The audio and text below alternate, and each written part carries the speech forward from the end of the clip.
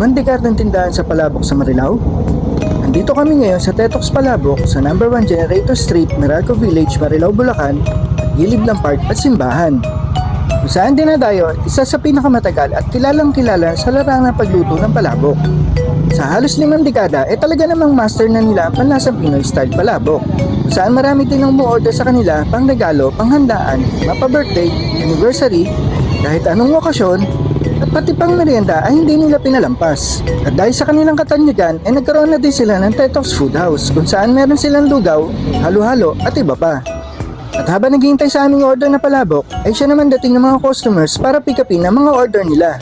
Sa halagang 50 ay pwede ka na makakain na masarap na palabok ng Tetox, nasamahan pa ng siksik sa laman na halo-halo pampawi ng init ng panahon.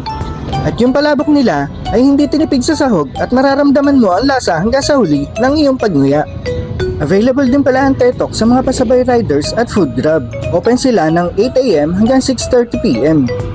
Meron din silang pichi-pichi, kakanin, barbecue at marami pang iba. Pwede kang umorder online para sa mga palabok sa Bilao sa iba't ibang laki at prices na ipopost ko sa dulo ng video na ito. Ito yung nakalakihang tindahan ng palabok sa simula pa lang ng aking pagkabata ay lagi namin binabalik-balikan. Please follow, like and share para makarating sa iba.